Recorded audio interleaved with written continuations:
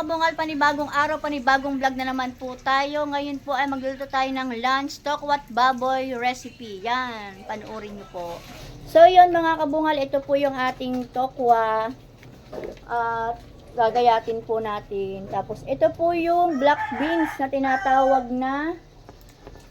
Ito po ay black beans, sa Tagalog po ay tausi. Ihahalo po natin sa tokwat baboy. Yan guys. At ito naman po yung dahon ng celery. Nalagay po natin. Tsaka, ito na po yung bawang sibuyas guys. Mag-prepare na po tayo ng pagluluto ng ating lunch. So, yan mga kabungal, ang ating muna pong ipiprito ang tokwa. Yan. Mga kabungal, ipiprito po muna natin ang tokwa.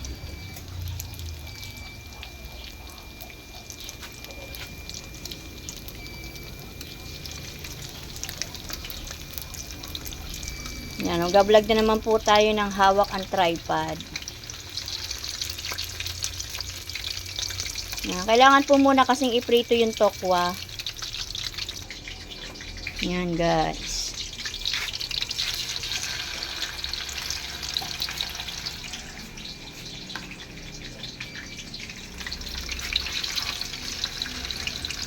Yan, prito po muna natin yung tokwa. Yan mga kabungal, ang piniprito po muna natin yung tokwa.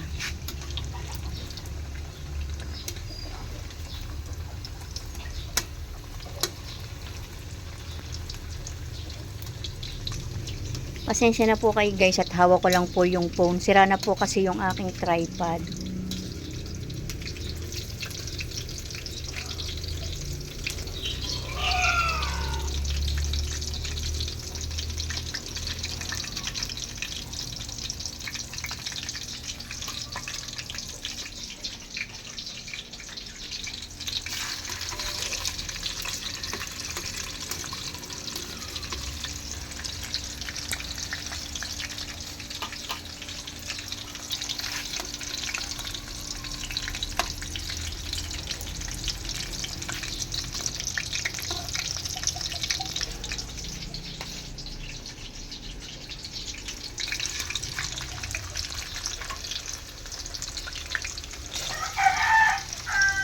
Yan, so yan mga kabungal, yan.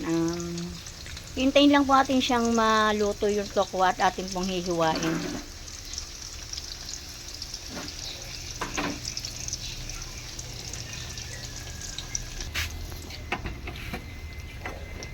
So yun guys, yan, paluto na rin po itong dalawang to.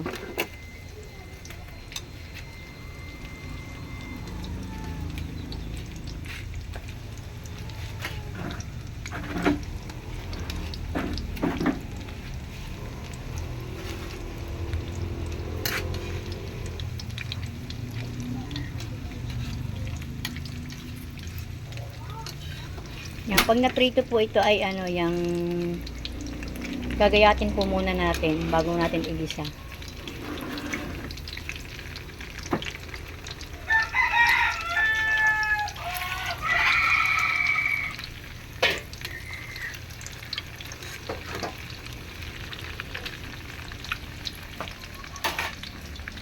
Yan, so yan mga kabungal at malapit na pong maluto ang ating tokwa.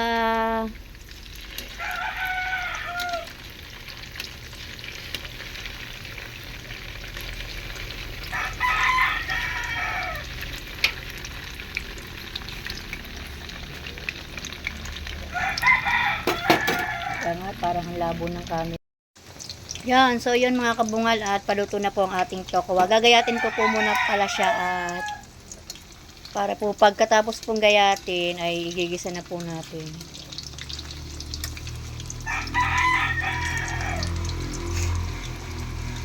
Okay lang naman po yung hindi siya masyadong toasted.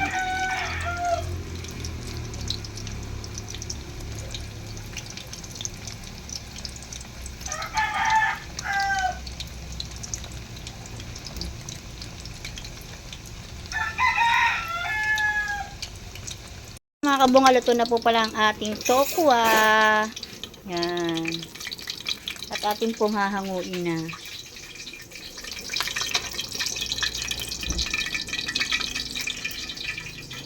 Yan. Iwan po natin ng tokwa.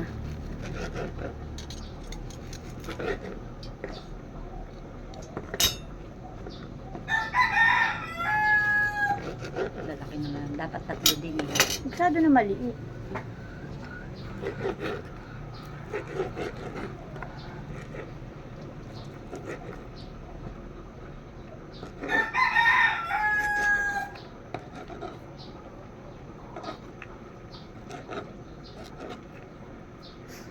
Yan, hihiwain po muna natin ito pagkatapos ng prito. Tapos saka na po tayo magigisa.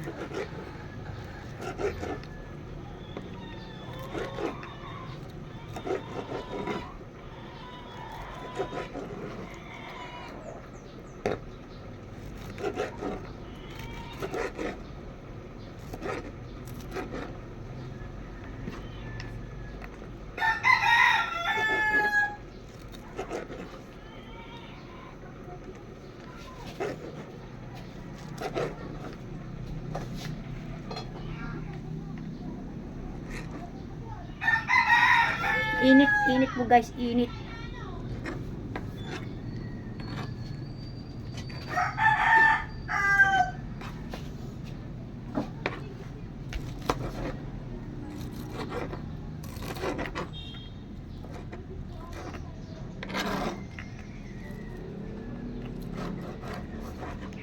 Init. Yan guys. Patapos na po tayo maghiwa ng tokwa. Baka po natin ito mainit kasi.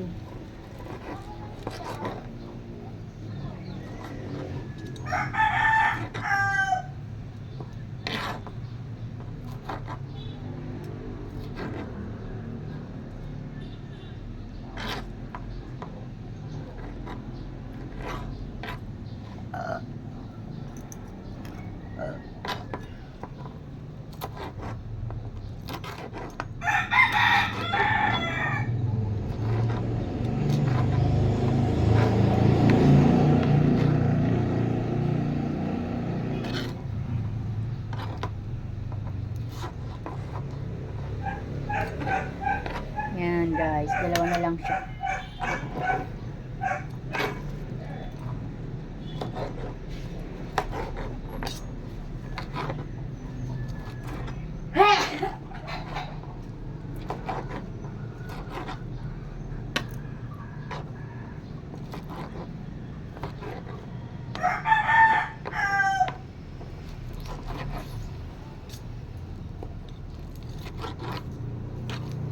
Yan, tapos na po guys, hiwain yung tokwa, yan.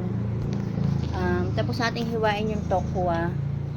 Ready na rin po yung bawang sibuyas, yung black beans, sa Tagalog po ay tausi, yan. Saka ito na rin po yung kencha, yan. Magsigisa na po tayo ng ating ulam for lunch. At so yan mga kabungal, ito na po yung ating pork. Yan, nahiwa na po siya ng nanay ko kanina. At may malalaki. Ito Eric na. Hindi na namimili. Yan. Ito na po yung pork. Magigisa na po tayo guys. Ayan mga kabungal, tayo po ay magigisa na. Dito na po tayo magigisa sa ating pinaglutuan ng tokwa. Yan. Naipakiabot nung bawang sibuyas. Hindi ko lang po maabot at ako'y may hawak na tripod. Na cellphone. Yan. Yan na po ang bawang. Bawang at sibuyas. Meron po tayong meron po tayong tawag doon, katulong. At hawak ko po yung tripod. Yan, pagkatapos po ng bawang sibuyas, ay yung pong baboy ang ilalagay natin yung pork. Yan. O, diba po?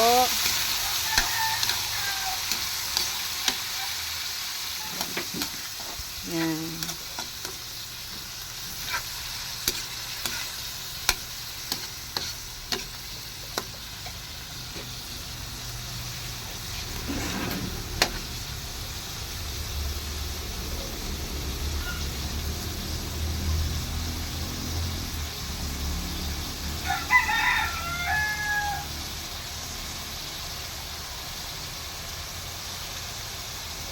Yan, medyo pakulukuloan lang po muna natin.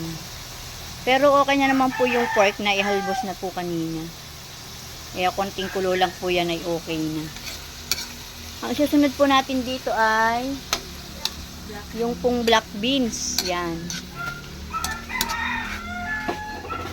Yung black beans po ang ating isusunod.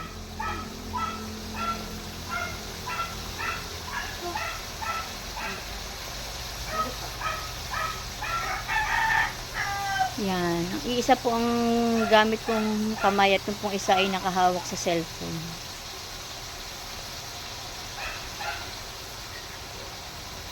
Naamoy niyo na po ba yan?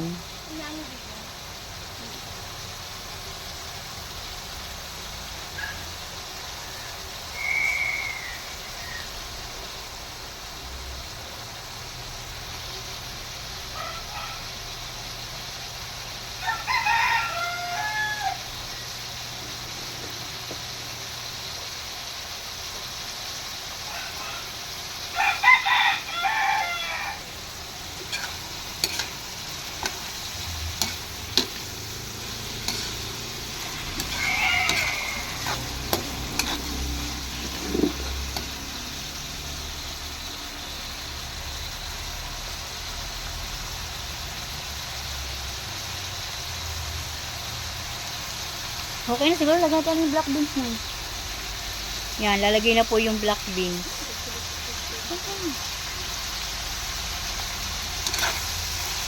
Yun, ang black beans, inilagay na. Yan. Black beans po, yan sa Tagalog po ay tausi.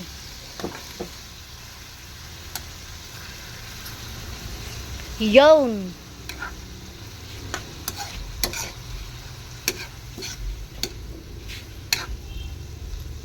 Pakulo-kuloan lang po muna natin sandali.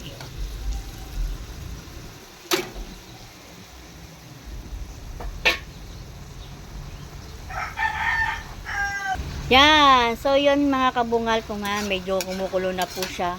At ang ilalagay po natin ngayon ay tokwa. Yan guys. Yung tokwang hinati-hati ko po.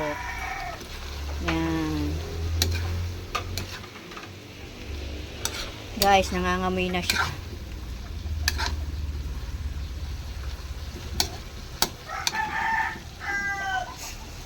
Yan, medyo konting pakulo lang po ulit kasi nilagay po yung tokwa. At isusunod po natin ilagay yung celery. Yan. Yan! Nilagay ng celery.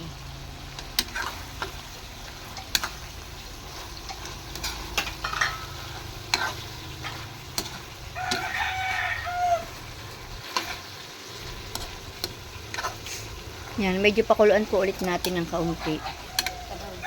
Teka, lalagyan po muna pala natin ng sabaw. Ang dumi ng ilalim ng pit ng kaserola, guys. Yan, nalagay po yung sabaw at medyo pakulo lang po ng konti.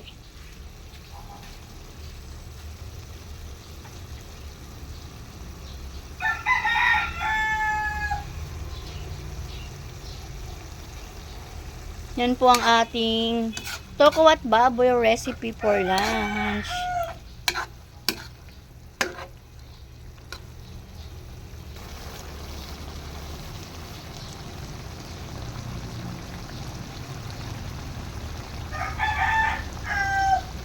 Yan, kumukulong-kulo na po siya.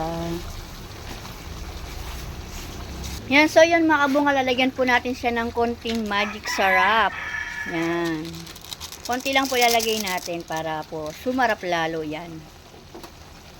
Yan, so yan mga kabungal, konting kulo na lang po at luto na ang ating tokwat baboy yan.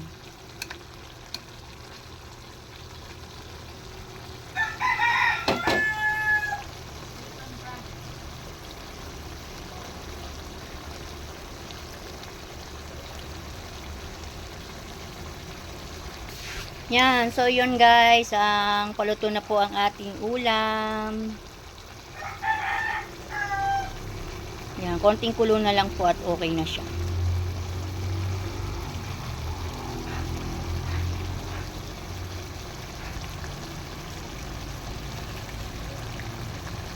Yan. So, yun mga kabungal, ready na po ang ating ulam for today. Yan. Luto na po siya at papatayin na po natin yung gasol. Yan.